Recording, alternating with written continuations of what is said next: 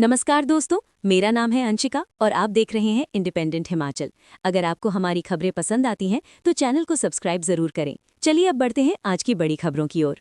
Depression में आने के बाद एक छात्रा की मौत पर परिजनों ने धर्मशाला कॉलेज की 3 छात्राओं और एक प्रोफेसर पर उनकी बेटी से मारपीट, डराने धमकाने और अश्लील हरकतें करने के आरोप लगाए हैं। परिजनों की शिकायत पर पुलिस ने धर्मशाला थाने में बीएनएस की धारा 75, 115, 2, 3, 5 और हिमाचल प्रदेश शैक्षणिक संस्थान रैगिंग निषेध अधिनियम 2009 की धारा 3 के तहत प्राथमिकी दर्ज कर दी है।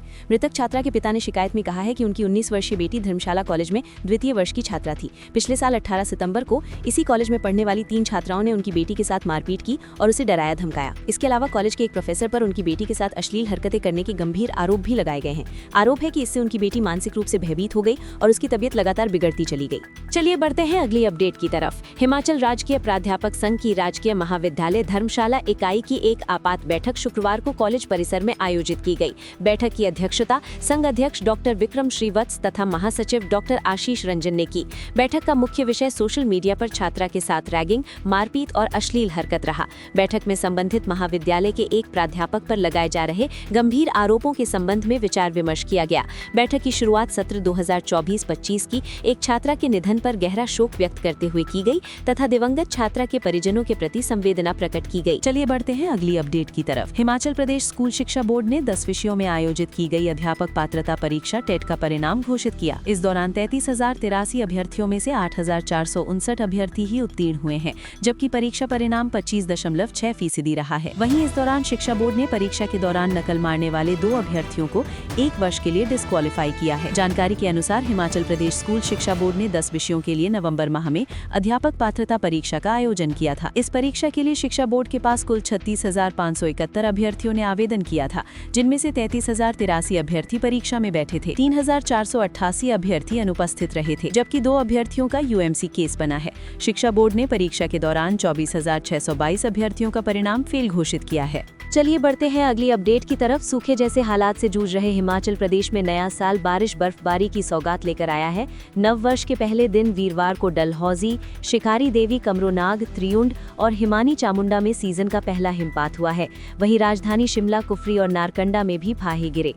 कुल्लू, हमीरपुर, सोलन, ऊना, मंडी, बिलासपुर और चंबा जिले के कई इलाकों में बारिश हुई। इससे लंबे समय से चल रहा ड्राई स्पेल टूट गया है। शिमला में भी दोपहर बाद बूंदाबांदी हुई। लंबे समय बाद प्रदेश के विभिन्न क्षेत्रों में बारिश बर्फबारी से फसलों को संजीवनी मिली है। शिमला व मनाली में बर्फबारी न होने से सैलानियों के साथ स्थानीय लोग व कारोबारी अभी मायूस हैं। खराब मौसम के चलते वीरवार को कांगड़ा में हवाई उड़ानें भी बाधित रहीं। चलिए बढ़ते हैं अगली अपडेट की तरफ। इंग्लैंड में होने वाले महिला T20 विश्व कप में क्वालिफाई करने के लिए थाईलैंड की महिला क्रिकेट टीम धर्मशाला में पसीना बहा रही है, ताकि इंग्लैंड के ठंडे मौसम के मिलते जुलते धर्मशाला के मौसम में अभ्यास कर टीम को मजबूत किया जा सके। इसके लिए महिला क्रिकेट टीम कप्तान नरुई मोल चाईवाई के नेतृत्व में 30 दिसंबर को धर्मशाला पहुंची है। टीम ने 31 दिसंबर को स्टेडियम में हल्का अभ्यास किया। विश्व कप में क्वालिफाई करने के लिए टीम धर्मशाला में अंतर्राष्ट्रीय क्रिकेट स्टेडियम में 3 से 4 अभ्यास मैच खेलेगी। चलिए बढ़ते हैं अगली अपडेट की तरफ। हिमाचल प्रदेश स्कूल शिक्षा बोर्ड के तहत अध्ययनरत विद्यार्थी इस बार पूर्व प्रधानमंत्री स्व अटल बिहारी वाजपेयी की लिखित कविता कदम मिलाकर चलना होगा को पढ़ेंगे। ये कविता 8वीं कक्षा की हिंदी की पुस्तक मल्हार में पढ़ने को मिलेगी।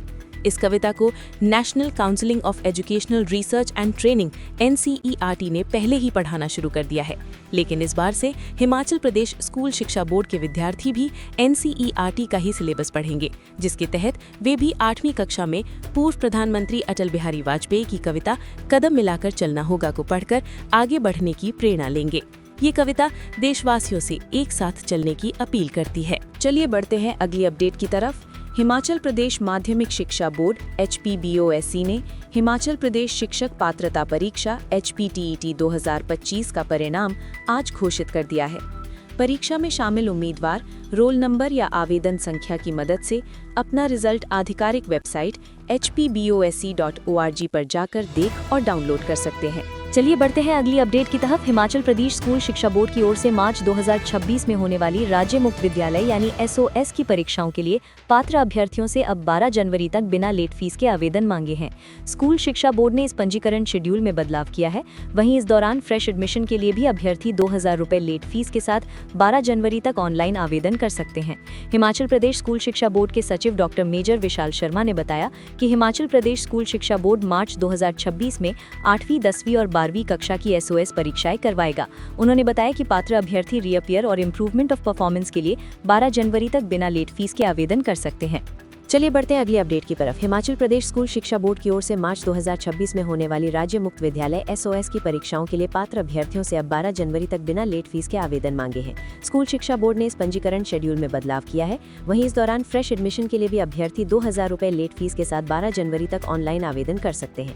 हिमाचल प्रदेश स्कूल शिक्षा बोर्ड के सचिव डॉक्टर मेजर विशाल शर्मा ने बताया कि हिमाचल प्रदेश स्कूल शिक्षा बोर्ड मार्च 2026 में 8वीं, 10वीं और 12वीं कक्षा की SOS परीक्षाएं करवाएगा। उन्होंने बताया कि पात्र अभ्यर्थी रीअपियर और इम्प्रूवमेंट ऑफ परफॉर्मेंस के लिए 12 जनवरी तक बिना लेट फीस के आवेदन कर सकते हैं। चलिए बढ़ते हैं अगली अपडेट की तरफ। हिमाचल प्रदेश हाईकोर्ट ने वैवाहिक विवादों और संपत्ति के अधिकारों को लेकर महत्वपूर्ण फैसला पारित किया है। अदालत ने स्पष्ट किया है कि यदि पति पत्नी के बीच तलाक की डिक्री पारित हो चुकी है, तब भी महिला धन, उपहार और अन्य संपत्तियों की वापसी के लिए फैमिली कोर्ट में स्वतंत्र रूप से अर्जी दे सकती है। न्यायाधीश विवेक सिंह ठाकुर और न्यायाधीश रोमेश वर्मा की खंडपीठ ने फैमिली कोर्ट के आदेश को रद्द कर दिया। अदालत ने कहा कि अधिनियम की धारा 7 और 8 के तहत पति पत्नी के बीच संपत्ति से जुड़े किसी भी विवाद को सुलझाने का विशेष अधिकार फैमिली कोर्ट के पास है। ये अधिकार सिविल कोर्ट से भी ऊपर है। चलिए बढ़ते हैं अगली अपडेट की तरफ। मुख्यमंत्री सुखविंदर सिंह सुक्खू ने कहा कि आने वाले समय में सरकार नशा तस्करों के खिलाफ कड़ी कार्रवाई करने जा रही है। नशाखोरों की कमर तोड़ी जाएगी। उन्होंने कहा कि इस साल रोजगार के अवसर भी पैदा होंगे। निश्चित रूप से सरकार की ओर से लिए गए निर्णयों का लाभ इसी साल देखने को मिलेगा। कड़वे फैसलों का आंवले की तरह मीठा स्वाद इसी साल मिलेगा। तो दोस्तों, यही थी आज की अहम जानकारी। ऐसी ही सटीक, सच्ची और जमीनी खबरों के लिए जुड़े रहिए इंडिपेंडेंट हिमाचल के साथ। वीडियो पसंद आया हो तो लाइक करें, शेयर करें और चैनल को सब्सक्राइब करना बिल्कुल ना भूलें। चलिए दोस्तों, बढ़ते हैं अगली